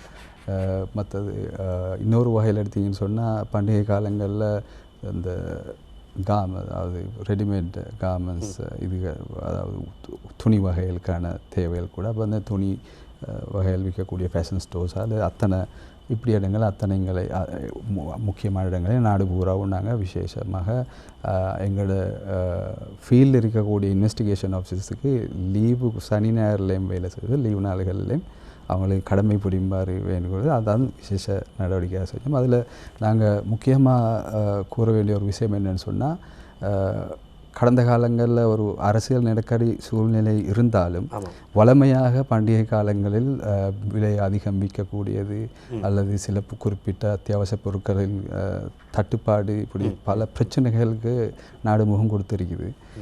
ஆனால் நான் முக்கியமாக சொல்ல வேண்டிய ஒரு விஷயம் என்னென்னு சொன்னால், இன்றும் அமைச்சராக இருக்கக்கூடிய ஒரு ரிஷாத் பதுதீன் அமைச்சர் அவர்கள் தான் அந்த பிரச்சனைக்கு முந்தையும் அமைச்சராக இந்த நுகர்வோர் அதிகார சபைக்கு பொறுப்பான அமைச்சராக இருந்தார். அவர் உண்மையில் ஒரு பொறியியலாளர், ஒரு இன்ஜினியர் என்ற வகையில் தூர நோக்கு சிந்தனையோட பல வழிகாட்டல்களையும் உதவிகளை பெற்று தந்து கொண்டிருப்பார். அந்த வழிகாட்டல் ஊடாக நாங்கள் வந்து சில ஸ்ட்ராட்டஜிஸையும் செயல் திட்டங்களையும் நாங்கள் செயல்படுத்தி கொண்டு வந்ததுனால இந்த டிசம்பர் 2018 பண்டிகை காலம் எந்தவித நீங்கள் ஊடகங்கள் எடுத்துக்கொண்டாலும் மக்கள் எடுத்துக்கொண்டாலும் பெரிய ஒரு குற்றச்சாட்டுகளை எங்கள் மீது இல்லை அரசாங்கம் மீதோ இல்லாட்டி குறைபாடுகள் மீதோ செலுத்தாத ஒரு காலமாக ரொம்ப வெற்றிகரமாக முடித்தோம் என்பது நான் பெருமையாக சொல்லிக்கொள்கிறேன். அந்த வகையில் உண்மையிலே திரும்பவும் அதே அமைச்சர் கௌரவ ரிஷாத் பதுதீன் அமைச்சர் அவர்கள் அமைச்சராக வந்தது உண்மையிலே நுகர்வோர்களுக்கு பாவனையாளர்களுக்கு கிடைத்த ஒரு வெற்றின்னு கூட நான் சொல்லிக்கொள்ளலாம். இன்றைய மக்கள் சேவை நிகழ்ச்சி நாங்கள் பேசிக்கொண்டிருக்கின்றோம். ஒரு நுகர்வாளருக்கு என்ன வகையான சட்ட பாதுகாப்புகள் காணப்படுகின்றன, ஒரு பொருளை வாங்கும் பொழுது அந்த பொருளை வந்து எவ்வாறு வாங்குவது, இல்லைன்னா என்ன விலைக்கு வாங்குவது, என்னென்ன விடயங்கள் அந்த பொருளை இருக்க வேண்டும் போன்ற விடயங்கள் முற்றுமுழுதாக தெரிந்து கொள்வதற்கான சந்தர்ப்பம் ஒவ்வொரு பாவனையாளருக்கும் இருக்கின்றது என்ற வகையில்தான் இன்றைய தினம் எங்களோடு பேசிக்கொண்டிருக்கிறார் நுகர்வோர் பாதுகாப்பு அதிகார சபையினுடைய பணிப்பாளர் நாயகம் திரு MSM ஃபௌசர் அவர்கள். அந்த வகையில் இடைவெளிக்கு முன்பாக நாங்கள் பேசியிருந்தோம் சார், அந்த தண்ணீர் போத்தல் அண்மை காலத்தில் இலங்கையில் அதிகமாக நிறைய பொதுமக்கள் சந்தோஷப்பட்ட ஒரு சட்ட ரீதியான ஒரு முடிவு தான். அதாவது சில்லறை விலையில் ஆக குறைந்தது 16 ரூபாய்க்கு விற்கப்பட வேண்டும் என்பதுதான் ஒரு சிறிய தண்ணீர் போட்டலுடைய விலையாக வந்து காணப்படுகின்றது. எனவே இந்த விஷயத்தில் அதிகமான கம்ப்ளைண்ட் பிரச்சனைகளுக்கு உள்ளாகித்தான் இப்படியான ஒரு தீர்வுக்கு அரசு வந்ததா, இல்லை என்று சொன்னால் இது ஏற்கனவே தீர்மானிக்கப்பட்ட ஒரு விடயமா? நான் ஏற்கனவே உங்களுக்கு அறிமுகத்தில் சொன்னது போல் நுகர்வோர் அதிகார சபையை வந்து மக்களும் ஊடகங்களும் அது பேரும் விளங்கி கொண்டிருப்பது ஒரு சிறிய ஒரு வட்டத்துக்குள்ளது. அதாவது சுற்று வளைப்புகளை மேற்கொண்டு வழக்கு தாக்குதல் செய்து வழக்குக்கான ஃபைன்ஸை சேர்க்கிறது இப்படின்ற மாதிரி. ஆனால் இதை விட பெரிய தூர நோக்கோட நுகர்வோர்களை பாதுகாப்பதற்கான பல வேலை திட்டங்கள். உதாரணமாக நீங்கள் கேட்ட இந்த தண்ணீரை எடுத்துக்கொண்டீங்கன்னு சொன்னால் ஒரு 20 வருஷத்துக்கு பின்னாடி போனீங்கன்னு சொன்னால் தண்ணீர் என்பது ஒரு பெரிய ஒரு அத்தியாவசிய தேவையாக இருக்கல. ஏன்னா இந்த நாடு இருக்கிறது சுற்று வர கடல், நாடு பூராவும் வளங்கள் நிறைந்த நீர்வீழ்ச்சிகள் நிறைந்த தண்ணி குடிநீருக்கு எந்த வித தட்டுப்பாடும் இல்லாத குளங்கள் ஓடைகள் இப்படி நதிகள் எல்லாம் நிறைந்த ஒரு நாடு. அப்போ அந்த காலத்தில் வந்து இந்த தண்ணி போத்தல் படுத்தி விற்பனை செய்யக்கூடியவங்க ரொம்ப அந்த மார்க்கெட் உருவாக்குறதுக்கு அதில் சொல்லுவாங்க ட்ரேட் மார்ஜின். அதாவது அந்த விற்பனையாளர்கள் அந்த சந்தை அந்த படுத்தக்கூடிய உற்பத்தியாளர்லேருந்து கடைசி வாடிக்கையாளர் வரக்காட்டி பாவனையாளர் வரக்காட்டி மூலம் இடையில் உள்ளவங்களுக்கு அதிகமான மார்ஜின்ஸ் வச்சு அப்படித்தான் அதை ப்ரொமோட் பண்ணாங்க. இல்லைன்னா நம்ம எதுக்கு இதை விற்கணுமே, நம்மளுக்கு சின்ன காசு கிடைக்கும் போதுன்ற மாதிரி அப்போ ஒரு பிராண்ட் பில்டிங் அப்படி வந்து இன்றைக்கி நீங்கள் பார்த்தீங்கன்னு சொன்னால் தண்ணின்றது இந்த போத்தலில் வரக்கூடிய தண்ணிங்கிறது ஒரு அத்தியாவசிய பொருளாக மாறிட்டு. ஆமாம் ஆமாம். அப்போ நாங்கள் வெளியில் போனால் கட்டாயம் ஒரு தண்ணீர் போத்தலை வீட்டிலேருந்து எடுத்துகிட்டு போயிடுவோம். இப்போ தண்ணீர் எடுத்துகிட்டு போகிறதே கிடையாது. ஏன்னு சொன்னால் வந்து நான் கடையில் வாங்கிக்கலாம், போகிற இடத்துல வாங்கிக்கலாம், எங்கே வேணாலும் கிடைக்கும் அப்படின்னு நிலை இருக்கின்றது. இதன் நிமித்தம் தான் விலை அதிகரிக்கப்படுகின்றதோ தெரியலையே. அதில் எப்படி தான் மக்களுக்கு ஒரு பொதுவான ஒரு நம்பிக்கை இருக்கிறது. இது வந்து சுகாதார அமைச்சரினால் சோதிக்கப்பட்டு சான்றிதழ் கொடுக்கப்பட்டது, SLS சான்றிதழ் உட்படப்பட்டது. அதனால் கலப்படம் இல்லாத ரொம்ப அதாவது எங்களோட சுகாதாரத்துக்கு பாதிப்பு இல்லாத உடம்புக்கு நல்ல தண்ணி தான் இந்த போத்தல் இருக்கிறன்ற ஒரு நம்பிக்கைன்றதுனால வீட்டில் டேப்லேயோ கிணத்துலையோ விழுந்து எடுத்துகிட்டு வராமல் போவோம். மற்றது மக்களோட அந்த கன்வீனியன்ஸ், அவங்களோட வசதியை பார்த்து அவங்க அப்போ இன்றைக்கி நாங்கள் யாரையும் பார்த்தோன்னா ஒரு பஸ்ஸில் ட்ரெயினில் இல்லை வீதியில் நடக்கக்கூடிய ஒரு ஆஃபீஸில் யாருக்கிட்டேயும் தண்ணி போத்தல் இல்லாதவங்க இல்லை. அப்படி இந்த மார்க்கெட் இவ்வளோ பெருசாக வளர்ச்சி அடைந்த பிறகும் நாங்கள் சில ஆராய்ச்சிகளை மேற்கொண்டோம். இந்த ஆராய்ச்சிகளை பார்த்தோன்னு சொன்னால் சில அந்த சேனலில் வரக்கூடிய சில இடங்களுக்கு வந்து ரொம்ப பெரிய வந்து மார்ஜின்ஸ் இருக்குது. அப்போ அது உற்பத்தியாளருக்கும் கிடைக்கிதில்லை, வாடிக்கையாளருக்கும் கிடைக்கிதில்லை. அதனால தான் நாங்கள் இதில் அந்த ஆராய்ச்சிகளுக்கு பிறகு அந்த சம்பந்தப்பட்ட அனைவர், அதாவது நாங்கள் தனியாக ஒரு முடிவு எடுக்கிறது இல்லை, இப்படி எடுக்கும்போது அந்த உற்பத்தியாளர்கள் அத்தனை பேரையும் கூப்பிட்டு அதை பற்றி பேசி சில முக்கியமான இன்குவாரிஸ் செஞ்சு டிஸ்கஸ் சில நல்ல கலந்துரையாடல்களை செய்து கடைசி முடிவாகத்தான் அதுக்கு ஒரு கண்ட்ரோல் ப்ரைஸை கொண்டு வந்தோம். இது நல்ல ஒரு விஷயம் கூட. எனவே இப்போ வந்து குறைந்த விலைக்கு தண்ணீரை பெற்றுக்கொள்வதாக சாதாரண விலைக்கும் கிடைக்குது. ஆயினும் கூட அதிகமான முன்பு உள்ள பழைய விலைக்கு விட்டால் சின்ன போட்டல்கள் வந்து 50 ரூபாய்க்கு விற்கப்படுகின்றன. கடந்த ஞாயிற்றுக்கிழமை கூட நான் கோல்ட் ஃபேஸில் வாங்கினேன், 50 ரூபாய்க்கு விற்றிருந்தார்கள். எனவே இதற்கு எதிராக வந்து நாங்கள் வந்து ஏதாவது ஒரு விடயத்தை வந்து தீர்வாக எடுக்க முடியுமா? நாங்கள் அதை ஒரு சட்டமாக கொண்டு வந்த பிறகும் எங்களோட நாடு பூராவும் உள்ள எங்களோட மாவட்ட செயலகங்கள் மூலமாக எங்களோட அதிகாரிகள் மூலமாக மேற்கொள்ளக்கூடிய சுற்றி வளைப்புகளில் இப்போ இந்த ஜனவரி மாதத்தில் ஒரு வாரத்தை தண்ணி போத்தல் சம்பந்தமாக வேறையாக நாங்கள் அதுக்கான விசேஷ அவதானத்தை செலுத்துமாறு நாங்கள் எங்களோட உத்தியோகஸ்தரை கேட்டிருக்கிறோம். அப்போ அது நாங்கள் தொடர்ந்து அதை செய்து கொண்டு போவோம். மற்றது இப்போ கண்ட்ரோல் ப்ரைஸை கொண்டு வந்ததுனால மாத்திரம் ஒரு பொருள் அந்த அதாவது பாவனையாளருக்கும் உற்பத்தியாளருக்கும் ஏதோ ஒரு நியாயம் நடந்தாலும் பாவனையாளருக்கு தரம் வாய்ந்த பொருள் தான் தண்ணி தான் கிடைக்குதுன்றதை ஊர்ஜிதப்படுத்தவே இல்லாத அதால். அதனால நாங்கள் சில குறிப்பிட்ட மாவட்டங்களில் திடீர் சோதனைகள் செய்து சாம்பிள்ஸ் எடுத்து அந்த சாம்பிள்ஸ் SLSஐக்கு அனுப்பி செக் பண்ணி பார்ப்போம். அது வந்து அந்த போத்தலில் இருக்கக்கூடிய தண்ணி அந்த SLSI ஸ்டாண்டர்டுக்கு உட்பட்டதான்றதை திருப்பி அடிக்கடி சோதிச்சுக்கொள்வோம். அப்படி இல்லைன்னு சொன்னால் நாங்கள் அதுக்கு நடவடிக்கை. அதே நீங்கள் சொன்ன மாதிரி விலையை அதிகமாக விற்பாங்கன்னு சொன்னால் அதை பற்றி நான் ஏற்கனவே சொன்ன மாதிரி அந்த பாவனையாளர்கள் உடனடியாக அண்மையில் இருக்கக்கூடிய பாதுகாப்பு அதிகார சபையின் காரியாலயத்திலோ அல்லது தலைமை காரியாலயத்துக்கு வந்தோ அல்லது 1977 மூலமாகவோ ஒரு அழைப்பை செலுத்தியோ புகார்களை செஞ்சால் அதுக்குரிய நடவடிக்கைகளை நாங்கள் கட்டாயம் எடுக்கக்கூடியதாக இருக்கும். சரி, 16 ரூபாய்னு சொல்லியிருந்தேன். 26 ரூபாய் குறைந்த விலை வந்து 26 ரூபாய்க்கு வந்து தண்ணீர் போட்டில் வந்து குறைஞ்ச போட்டில் வந்து பெற்றுக்கொள்ளலாம் என்பது தான் அந்த சட்டமாக காணப்படுகின்றது. அடுத்ததாக மிக முக்கியமாக கேட்க இருந்த ஒரு கேள்வி வந்து இந்த ஹெல்மெட். அண்மை காலத்தில் இளைஞர்கள் அதிகமாக பேசப்பட்ட விஷயம் SLS தரச்சான்றிதழுடைய இந்த ஹெல்மெட்டுகளை வந்து தலைக்கவசத்தை வந்து அணியணும் அப்படின்னு சொல்லிட்டு இந்த சட்டம் கொண்டு வரப்படுவதற்கு மிக முக்கியமான காரணங்களாக இருக்கின்றனவா? நான் ஏற்கனவே சொன்ன உங்களுக்கு குறிப்பிட்ட விதமாக தண்ணீர் அது ஹெல்மெட் டயர் சம்பந்தமாக நாங்கள் சில ஆய்வுகளை செய்து அதை பற்றி சில முக்கியமான தகவல்களை பெற்றுக்கொண்டிருக்கிறோம். அதையும் நாங்கள் மக்கள் மத்தியிலேயும் ஊடக உறுதியாகவும் நாங்கள் அதை பிரதிபலப்படுத்தியிருக்கிறோம். இது மாதிரி ஹெல்மெட்டை பற்றி சில ஆய்வுகள் செய்யும்போது அரசாங்கத்துடைய ஏனைய நிறுவனங்களை நாங்கள் சேர்த்துக்கொண்டு இந்த ஆய்வுகளை செய்தோம். அதில் சுகாதாரம், போக்குவரத்து சம்பந்தமாக உள்ள வேறையாக உள்ள அதிகார சபை இவங்க அத்தனை பேர் இவங்களை சேர்த்துக்கொண்டு தான் நாங்கள் இந்த ஆய்வுகளை செய்தோம். அப்போ அதில் நாங்கள் பார்த்தது என்னன்னு சொன்னால் ஆய்வில் சில தகவல்களை பார்த்தேன்னு சொன்னால் நடக்கக்கூடிய விபத்துக்களில் ஆக்சிடெண்ட்ஸில் வந்து பாதிப்புக்கு உண்டாகிறவங்க வந்து 165% வாலிபர்கள். அது வாலிபர்களாக இருக்கலாம், யுவதிகளாக இருக்கலாம், ஆனால் வாலிப வயசில் உள்ளவங்க. அப்போ இந்த வாலிப வயசு உள்ளவங்க இந்த விபத்துக்குள்ளாகிறவங்கள 165% அப்படியே அவங்களோட இந்த கழுத்தில் இருக்கக்கூடிய ஸ்பைனல் கோட் வந்து டேமேஜ் ஆகக்கூடியது தான் அதிகமாக காணப்படுது. ஏன்னு சொன்னால் சரியான தரம் வாய்ந்த ஹெல்மெட்டை பாவிக்காமல் பைக்கில் போகும்போது ஏற்படக்கூடிய விபத்தால் வரக்கூடிய ஒரு பெரிய ஒரு விளைவு.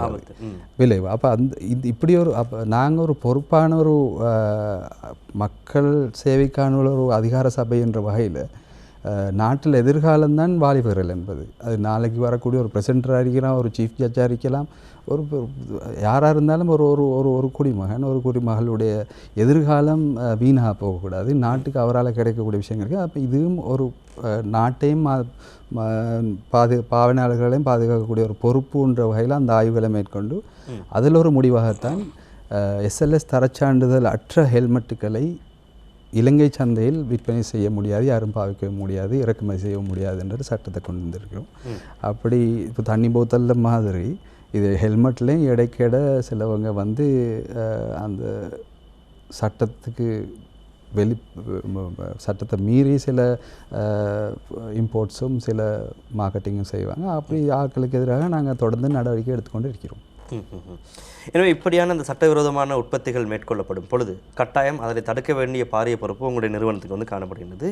இப்படி நீங்கள் செயற்பட்ட சந்தர்ப்பங்கள், இப்படி எத்தனை வகையான இந்த புகார்களை வந்து நீங்கள் அவதானித்து அதற்கு உரிய தீர்வு வந்து பெற்றுக் கொடுத்துருக்கீங்க? ஸோ இப்போ கடந்த வருடத்தில் இருக்கலாம் புகார்கள் என்றதை விட நான் இப்படி உங்களுக்கு ஒரு ஆன்சரை தந்தேன்னு சொன்னால் சரி. என்னன்னு சொன்னால் 2018 நாங்கள் எடுத்தோம்னு சொன்னால் மொத்தமாக 23,532 சுற்றுவளைப்புகளை நாடளாவிய ரீதியில் நாங்கள் செய்திருக்கோம். நீங்களாகவே அதாவது இப்போ நுகர்வோர் அதிகார சபை ஊடாக நாடளாவிய அனைத்து மாவட்டங்கள் உட்பட 23,532 சுற்றுவளைப்புகளை நாங்கள் செய்திருக்கிறோம். அதில் 22,571 சுற்றுவளைப்புகளுக்கு எதிராக வழக்கு தாக்கல் செய்திருக்கோம். ஏன்னா சின்ன ஒரு வித்தியாசம் இருக்கு என்னென்னு சொன்னால் டிசம்பரில் வந்து கோர்ட்ஸ் வந்து வெக்கேஷன் போயிட்டோம், அதில் ஏற்பட்டது. அதே நேரத்தில் 94.7 மில்லியன் வந்து ஃபைனாக அரசுக்கு வருமானம் பெறப்பட்டிருக்குது. இதில் நான் முக்கியமாக சொல்ல வேண்டியது என்னென்னா இது வந்து இந்த சுற்றி வளைப்புகளும் ஃபைனும் இது வந்து இந்த தவறு நடக்கிறதை தடுக்காது. தவறு நடக்கிறதை தடுக்கிறதுன்னு சொன்னால் ஒரு பொறுப்புணர்ச்சி வேணும், யாருக்கும் ஒரு தேவை வேணும். இப்போ இந்த நுகர்வோர் அல்லது பாவனையாளர்ன்ற விஷயத்தில் எந்த ஒரு மனிதனையும் ஒதுக்க முடியாது. நான் பாவனையாளர், நான் உற்பத்தியாளர் தான், நான் வந்து ஆட்சியாளர் தான், நான் வந்து விற்பனையாளர் மாத்திரம்தான் அப்படின்னு சொல்லிட்டு யாருக்கும் இதிலேருந்து ஒதுங்க முடியாது. நீங்கள் நான் நாட்டில் ஜனாதிபதி உட்பட கடைசி குடிமகன் வரை காட்டியும் அத்தனை பேரும் உலகத்தில் யார் எடுத்தாலும் யாரும் ஒரு பாவனையாளர் தான். பெரிய ஒரு வியாபாரியாக இருக்கலாம், ஒரு உற்பத்தியாளராக இருக்கலாம். அவர் பாவனையாளர் இல்லைன்ற ஒரு நிலைமைக்கு போகலைன்னு சொன்னால் குறைஞ்சது அவர் உற்பத்தி செய்யக்கூடிய பொருட்களுக்கு தேவையான மூலப்பொருட்களையாவது அவர் கொள்வனை செய்ய வேண்டி இருக்கும். அப்போ அதுலேயும் கூட அவர் பாவனை அப்படி வரும்போது நானும் ஒரு பாவனையாளர் தான் என்ற ஒரு நிலைமையிலிருந்து அத்தனை வர்த்தகர்களும் வியாபாரிகளும் விற்பனை செயல்கள் ஈடுபடக்கூடியவர்களும் யோசிப்பாங்கன்னு சொன்னால் அவங்களுக்கு நான் இதில் ஏதாவது மோசடி ஏதாவது கலப்படம் ஏதாவது பழச விற்கக்கூடியது காலாவதானமானது விற்கக்கூடியது இல்லைன்னு சொன்னால் தரம் குறைந்த மூலப்பொருட்களை கொண்டு தயாரித்து விற்கக்கூடிய இதால் மக்களுக்கு நோய்கள் வரலாம் பிரச்சனைகள் வரலாம்ன்றது இது எந்த மகன் நான் திண்டா எந்த குழந்தைக்கு நான் கொடுத்தா இதால் வரக்கூடிய விளைவுகள் என்ன அதனால் நான் எந்த பிள்ளைய என்ன பாதுகாக்க என்ன மாதிரி நான் முயற்சி பண்ணுவேனோ எந்த மாதிரி யோசிப்பேனோ அது மாதிரி நான் எந்த வாடிக்கையாளர்களை பற்றி நம்ம யோசிக்கொண்டு ஒரு நிலைமைக்கு வரணும்னு சொன்னால் இன்றைக்கி நான் ஒருத்தர்கிட்ட போயிட்டு ஏதோ ஒன்று காசு கொடுத்து வாங்கினாலும் நாளைக்கு அவர் எனக்கிட்ட வர தேவையில்லை ஆனால் இன்னொரு இடத்துல போய்ட்டு அவரை தேவைகளை அவர் பெற்றுக்கொள்ள தான் அவர் பொருளாக இருக்கலாம் சேவையாக இருக்கலாம். இவர் அப்படி இந்த ஒரு சுய செல்ஃப் டிசிப்ளின் ஒன்று தேவைப்படுகிறது. அது இந்த இப்படி நாங்கள் சுற்றி வளைப்பொலை மேற்கொண்டு அதுக்கு கோர்ட்ஸ் இந்த சட்ட நடவடிக்கை எடுத்து அதாவது இந்த நீதிமன்றம் மூலமாக அவங்களை ஃபைன் அடிக்கிறது மூலமாக மாத்திரம் வராது. உண்மையிலே ஒரு செல்ஃப் டிசிப்ளின் மூலமாக சுயமாசத்தின் மூலமாக ஒரு ஆட்டிடியூட் சேஞ்ச் ஒன்று வர வேண்டியதாக இருக்குது. தொடர்ச்சியாக நாங்கள் பேசலாம். அதாவது சொல்லுவாங்க ஒரு மாற்றத்தை விரும்பும் நீ அந்த மாற்றத்தை முதலில் உன்னிலிருந்து ஆரம்பி அப்படின்னு சொல்லிட்டு. எனவே எந்த ஒரு மாற்றமாக இருந்தாலும் அந்த மாற்றத்தை முதலில் எங்கிலிருந்து ஆரம்பிக்க வேண்டும் என்பதாகத்தான் அந்த வேலை தேய பழமொழி சொல்கின்றது. தொடர்ச்சியாக பேசலாம். இடைவேளை, அதனை தொடர்ந்து மீண்டும் சந்திப்போம். இறுதி கட்டத்தில் இப்பொழுது நாங்கள் பேசிக்கொண்டிருக்கின்றோம். எனவே ஒரு நுகர்வாளனுக்கு என்ன வகையான பாதுகாப்புகள் காணப்படுகின்றன, சட்டத்தின் மூலமாக என்ன வகையான தீர்வு ஒவ்வொரு நுகர்வாளரும் பெற்றுக்கொள்ளலாம் என்பதாக நிறைய விடயங்களை நாங்கள் பேசிக்கொண்டிருக்கின்றோம். என்னதான் 1000 விடயங்களை சேரும் நானும் கூட சொன்னாலும் கூட மக்கள் மத்தியில் ஏற்படுத்தக்கூடிய அந்த விழிப்புணர்வு அப்படின்றது தான் நிச்சயமாக மிகச்சிறந்த ஒரு தீர்வையும் மிகச்சிறந்த ஒரு பதிலையும் எதிர்காலத்தில் தரும் அப்படின்றத நாங்கள் புரிந்து கொள்ளலாம். என்று சொன்னால் ஒவ்வொரு பொருளையும் நாங்கள் வாங்கும் பொழுது அந்த பொருள் குறித்து நிறைய விடயங்களை ஒவ்வொரு மனிதரும் தெரிந்திருந்தாலே போதும் நிறைய குற்றங்களை கட்டுப்படுத்துவதற்கு. எனவே சொல்வார்கள் தண்டனை அதிகரிக்கப்பட்டால்தான் குற்றங்கள் குறையும் என்பதாக. எனவே உங்களுடைய நிறுவனத்தை பொறுத்த வரைக்கும் என்ன வகையான பிரசார நடவடிக்கைகளை விழிப்புணர்வுகளை மேற்கொண்டு மக்களை இவ்வாறான இந்த சமூக விரோத செயலிருந்தும் சரி இப்படியான சட்டவிரோத பொருட்கள் பாவனையிலிருந்தும் பாதுகாக்கிறதுக்கு என்ன வகையான வேலை திட்டங்கள் முன்னெடுத்து கொண்டு வாரீங்க? சரி, நாங்கள் விழிப்புணர்வுன்றது ரொம்ப ஒரு முக்கியமான அங்கம். அதுக்கு வேறையாக ஒரு பிரிவே நாங்கள் வச்சுருக்கிறோம். அதுக்கு வேறையாக ஒரு உதவி பணிப்பாளரையும் கூட வச்சுருக்கிறோம். அப்போ அவங்களோட பொறுப்பு நாடளாவிய ரீதியில் எங்களோட அத்தனை மாவட்டங்களையும் உள்ள அதிகாரிகள் எங்களோட உத்தியோகஸ்தர்களில் ஒரு குறிப்பிட்ட ஒரு டீம் அவங்க விழிப்புணர்வுகளை மேற்கொள்ள வேண்டும். பொதுவான விழிப்புணர்வு நிகழ்ச்சிகள் 500க்கும் மேலே மேற்கொண்டிருக்கிறோம். பாடசாலைகளுக்காக 248 விழிப்புணர்வு நிகழ்ச்சிகளை நடத்தியிருக்கிறோம். அது மாதிரி வர்த்தகர்களுக்கு ட்ரேடர்ஸுக்காக வேண்டி 526 அதுலேயும் பார்த்தீங்கன்னு சொன்னால் நாங்கள் ட்ரேடர்ஸுக்கு தான் கூடுதலாக செய்திருக்கிறோம். அதில் முக்கியமான விஷயம் என்னென்னு சொன்னால் நாங்கள் பொதுமக்களுக்கு செய்த 500 வேலை திட்டத்தில் வெளிப்பூட்டல் ப்ரோக்ராமில் கிட்டத்தட்ட 26,500 மக்கள் பங்கு பெற்றிருக்கிறாங்க. பாடசாலை மத்தியில் பாடசாலையில் உள்ள மாணவர்கள் தானே அவங்க 20,000. ஆனால் ஆக கூடுதலாக 526 நிகழ்ச்சிகளை ட்ரேடர்ஸுக்கு மேற்கொண்டாலும் அதில் பங்கு பெற்று இருக்கக்கூடியவங்க இலக்கம் ரொம்ப சிறிதாக காணப்படுது. 13,300 பேர் தான் பங்கு பெற்றிருக்கிறாங்க. அதனால் இவங்களுக்கு உண்மையிலே வர்த்தகர்களுக்கு மத்தியில் இந்த விழிப்புணர்வை பற்றின ஒரு பெரிய ஒரு உற்சாகம் தேவைப்படுது. ஏன்னா இன்றைக்கி இந்த இருக்கக்கூடிய இந்த பொருளாதார திட்டம், இந்த மார்க்கெட் எக்கானமி சிஸ்டம், அதே மாதிரி இருக்கக்கூடிய இந்த போட்டித்தன்மை, இது அத்தனைக்கும் இல்லாத இவங்க தவறுகளை மேற்கொண்டால் இந்த தவறுகளுக்கு இந்த ஃபைன்ஸ் எல்லாம் கோர்ட்ஸுக்கு போயிட்டு லாயரை பிடிச்சி அந்த நாளையில் அவர் கடையில் இருந்தால் ஏதாவது கூடுதலாக வேலை செஞ்சு கூடுதலாக வருமானத்தை பெறலாம். அந்த டைம் லாயருக்கு கொடுக்கக்கூடிய பணம் கிடைச்சாக இதுக்கு ஃபைனாக கட்டக்கூடிய இதெல்லாம் பார்க்கும்போது அவர வியாபாரத்தில் நஷ்டத்தை உண்டுபடக்கூடிய ஒரு நிலைமை ஏற்படும். ஆகவே அவங்க இந்த விற்பனையாளர்கள் எங்களோட தொடர்பு கொள்வாங்கன்னு சொன்னால் நாடு பூரா உள்ள மாவட்ட காரியாலயங்களுக்கு போயிட்டு இந்த வியாபார சங்கங்கள், வியாபார நிறுவனங்கள், வியாபாரிகள் இவங்க அத்தனை பேரும் அங்கே அந்த அத்தனை பேரும் போக வேண்டியதில்லை. அந்த சங்கத்தில் உள்ள ஒரு செயலாளர் தலைவர் போயிட்டு எங்களோட இத்தனை பேர் உள்ள சங்கம் இன்றைக்கு எங்களுக்கு ஒரு நாள் தாங்க, நாங்கள் அதுக்கான ஒரு பொது இடத்துல நாங்கள் அந்த விழிப்புணர்வு நிகழ்ச்சியை செய்யலாம். சட்டம்னா என்ன, திட்டம்னா என்ன, இந்த என்னென்ன மாதிரி தவறுகள் இப்போ நடந்து கொண்டிருக்கு, இதெல்லாம் தடுக்கக்கூடிய வழிமுறைகள் என்ன, ஒரு விரிவான ஒரு விழிப்புணர்வை நாங்கள் ஏற்படுத்தோம். அந்த ட்ரேடர்ஸுக்கு வியாபாரிகளுக்கு செய்யும்போது அவங்களுக்கே உகந்த முறையில் நாங்கள் செய்வோம். அதுக்கான முறையில் எங்களோட அந்த உத்தியோகத்தர்களை நாங்கள் பயிற்சி கொடுத்து தான் வைத்திருக்கிறோம். இதில் முக்கியமாக சொல்ல வேண்டிய இன்னொரு விஷயம் இருக்குது. விசேஷமாக எங்களோட வியாபாரிகளுக்கு என்னென்னா, இப்போ இந்த எங்களோட இருக்கக்கூடிய சட்டத்தில் வந்து இருக்கக்கூடிய அந்த ஃபைனுக்கு என்ன, அந்த அபராத தொகை வந்து ரொம்ப சிறிதாக காணப்படுகிறது. சட்ட திருத்தங்கள் மேற்கொள்ளப்பட்டு அது சட்ட திருத்தம் நிறைவேற்றப்படக்கூடிய ஒரு காலகட்டத்தை ஒரு நிலைமை அடைந்து கொண்டிருக்கிறது. வெகு விரைவில் திருத்த சட்டங்கள் வரும்.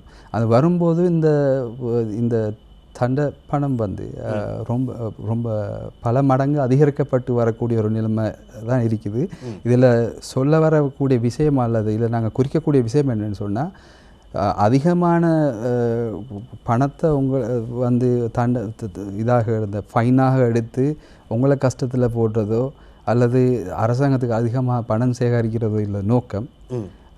உங்களோட வியாபாரத்தையும் உங்களோட வாழ்வாதாரத்தை பெற்றுத்தரக்கூடிய அந்த வியாபாரத்தையும் பாதுகாத்து அந்த வாழ்வாதாரத்துக்கு உதவி செய்யக்கூடிய ரொம்ப முக்கியமான பங்காளியான உங்களோட நுகர்வோர் அல்லது பாவனையாளர் வாடிக்கையாளரை பாதுகாத்து ஒரு நல்ல ஒரு சமுதாயத்தை கட்டியெழுப்புறது. நுகர்வோர்களும் அதே மாதிரி எங்களோட முதல்ல சொன்ன மாதிரி ஒழுக்கம் நிறைந்த வியாபார கலாச்சாரத்தினூடாக வாடிக்கையாளர்களை பாதுகாப்பு இந்த வேலை திட்டத்துக்கு போகிறதுக்கு விழிப்புணர்வு வந்து ரொம்ப முக்கியமாக இருக்குது.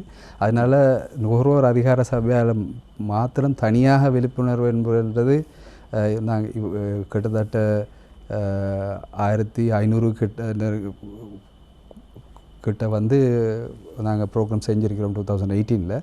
ஆனால் இன்னும் விழிப்புணர்வு போதாது. அதனால் விழிப்புணர்வு அதிகரிக்கும் அதை கூடும்போது தவறுகளும் குறையும். ஏன்னா மக்களுக்கு விழிப்புணர்வு கூடுதலாக வரும்போது மக்கள் உடனடியாக புகார் செய்வாங்க. நாங்கள் அதுக்கான பொறுப்பான அதிகார சபை என்ற வகையில் நாங்கள் வந்து அதுக்கான நடவடிக்கை எடுப்போம். அதே மாதிரி வியாபாரிகளும் அவங்க விற்கக்கூடிய பொருள் இல்லாட்டி அவங்களோட கடைக்கு அட்பால் அவங்களும் வந்து நுகர்வோர் என்ற வகையில் வியாபாரிகளும் அவங்களோட அந்த வியாபார ஸ்தலத்தில் விற்கக்கூடிய பொருட்கள் அல்லது அவங்க சந்தைப்படுத்தக்கூடிய பொருட்கள் அல்லது சேவைகளை தவிர மற்ற அனைத்து விஷயங்களுக்கும் ஏற்கனவே கூறியபடி அவங்களும் நுகர்வோர் என்றதுனால அவங்களும் அதே மாதிரி தவறுகளை கண்டு அவங்களும் தவறுகளை செய்யாது, அவங்களும் தவறுகளை கண்டு எங்களுக்கு தெரிவிப்பாங்கன்னு சொன்னால் நாங்கள் நடவடிக்கைகள் எடுப்போம். அதே நேரத்தில் ரொம்ப தாழ்மையாக வேண்டிக்கொள்வது என்னன்னு சொன்னால், பொதுமக்களும் ஒரு பிரதேச வாரியாக இருக்கக்கூடிய சில பொது சங்கங்களும் இயக்கங்களும் பாடசாலைகளும் அதே மாதிரி வியாபார சங்கங்களும் எங்களோட தொடர்பு கொண்டு தொடர்ச்சியாக இந்த விழிப்புணர்வுகளை பெற்றுக்கொண்டால் எங்களுக்கு இந்த தேவையான மாற்றத்தையும் ஒரு பாதுகாக்கப்பட்ட ஒரு சமுதாயத்தையும் உருவாக்குறதுக்கு ரொம்ப ஒரு நல்ல ஒரு சந்தர்ப்பமாக அமையும். அதனால் நான் வசந்தன் டிவிக்கு மீண்டும் நன்றியை தெரிவித்துக் கொள்வதோடு அனைத்து ஊடகங்களுடனும் கேட்டுக்கொள்கிற ஒரு விஷயம், நீங்கள் நுகர்வோர் அதிகார சபையை சந்தைப்படுத்த வேண்டியதில்லை. ஆனால் அந்த சேவைகளை அதுக்கு சட்டத்திட்டங்களை பற்றி மக்களுக்கு விழிப்புணர்வை ஏற்படுத்துறதுக்கான சந்தர்ப்பத்தை அடிக்கடி தருவீர்கள் சொன்னால் அது நீங்கள் இந்த நாட்டுக்கு செய்யக்கூடிய ஒரு பெரிய ஒரு சேவையாக இருக்கும். அதனால் நாங்கள் இதை தொடர்ந்து செய்வோம். தந்த சந்தர்ப்பத்துக்கு மிக நன்றி. சரி, வசந்தம் டிவி அப்படின்றது வந்து ஒரு பொறுப்பு வாய்ந்த ஊடகம் அப்படின்றது இலங்கை மக்கள் அனைவருக்கும் தெரியும். மக்களுக்கு நலன் பயக்கக்கூடிய பல்வேறு நிகழ்ச்சிகளை வந்து வழங்கி கொண்டு வரக்கூடிய ஒரு சிறந்த ஊடகம் இலங்கையை பொறுத்த வரைக்கும். அந்த வகையில் சார் நீங்கள் கேட்டுக்கொண்டதற்கு நீங்கள் அதே மாதிரி நாங்களும் இதற்கு முன்னும் நிறைய நிகழ்ச்சிகளை வந்து செஞ்சுருக்கணும். மக்களுக்கு விழிப்புணர்வு ஊட்டக்கூடிய வகையில் பல்வேறு நிகழ்ச்சி திட்டங்களும் மேற்கொண்டிருக்கணும். அதனுடைய ஒரு அங்கமாகத்தான் ஒவ்வொரு ஞாயிற்றுக்கிழமையும் காலை வேளையில் 8 மணிக்கு மக்கள் சேவை நிகழ்ச்சி வந்து ஒளிபரப்பாகி வருகின்றது. அந்த வகையில் இன்றும் கூட பொதுமக்களுக்கு முற்றுமுழுதாக ஒரு விழிப்புணர்வை ஏற்படுத்த வேண்டும் என்பதாகத்தான், அதாவது ஒரு நாட்டிலே ஆண்டான் முதற்கொண்டு அடிமை வரைக்கும் கட்டாயம் தேவையானது இந்த அத்தியாவசிய பொருட்களாக காணப்படுகின்றது. எனவே அந்த பொருட்களை வந்து எல்லோரும் கொள்வனவு செய்கின்றோம். நீங்கள், நாங்கள் உட்பட, இவர் உட்பட எல்லோருமே. எனவே அவர்களுக்கு ஒரு பாதுகாப்பு கட்டாயம் வந்து இருக்க வேண்டும் என்பது ஒரு தேவை இருக்கின்றது. எனவே அந்த தேவை நிமித்தம் தான் இன்றைய மக்கள் சேவை நிகழ்ச்சியில் வந்து ஒரு நுகர்வாளன் என்ன வகையான சட்டத்தின் மூலமாக பாதுகாப்பு பெறலாம், அதே வேளையில் ஒரு பொருளை வந்து கொள்வனவு செய்யும் பொழுது என்ன விலை, என்ன நிர்ணயம், என்ன தரம் என்று அனைத்து விடயங்களையும் தெரிந்து கொண்டு அந்த பொருளை வாங்கினால் நிச்சயமாக எந்த விதமான ஏமாற்றுதலுக்கும் உட்பட வேண்டிய அவசியம் கிடையாது என்பதாகத்தான் இன்றைய மக்கள் சேவை நிகழ்ச்சி நாங்கள் நிறைய விடயங்களை பேசியிருந்தோம். அந்த வகையில் உங்களை பொறுத்த வரைக்கும் ஒரு பொருள் குறித்து ஏதோ ஒரு சந்தேகம், ஒரு பொருள் மூலமாக நீங்கள் ஏமாற்றப்பட்டால் உடனடியாக 1977 1977 என்ற இலவச அந்த தொலைபேசி இலக்கங்களுக்கு அழைப்பினை ஏற்படுத்தி நீங்கள் 2 நாட்களுக்குள் அதிலிருந்து உடனடி தீர்வை வந்து பெற்றுக்கொள்ளலாம் என்பதாக சார் வந்து சொல்லியிருந்தார். எனவே வந்து இனிவரும் காலங்களில் நீங்கள் பொருட்கொள்வனவின் பொழுது இப்படியான விடயங்களையும் மனதில் வைத்து செயற்படுமாறு இன்றைய மக்கள் சேவை நிகழ்ச்சியின் மூலமாக உங்களிடமிருந்து நாங்கள் அன்போடு கேட்டுக்கொள்கின்றோம். அந்த வகையில் இன்றைய மக்கள் சேவை நிகழ்ச்சிக்காக எங்களோடு இணைந்து கொண்டிருந்தார் இவ்வளவு நேரமும் கைத்தொழில், வணிக, நீண்டகால இடப்பெயர்வுக்குள்ளான மக்களின் மேல் குடியேற்றம் மற்றும் கூட்டுறவு அமைச்சின் கீழ் இயங்கக்கூடிய நுகர்வோர் அதிகார சபையுடைய பணிப்பாளர் நாயகம் திரு MSM ஃபவுசர் இணைந்திருந்தார். உங்களுக்கு மனமார்ந்த நன்றிகளை இந்த வேலையில் நாங்கள் தெரிவித்துக் கொண்டு விடைபெறுகிறோம். நன்றி சார். மிகவும் நன்றி. இந்த சேவையை நாங்கள் தொடர்வோம். கட்டாயம். இன்னும் ஒரு மக்கள் சேவை நிகழ்ச்சியில் சந்திக்கும் வரைக்கும் விடைபெறுகிறோம். நன்றி, வணக்கம்.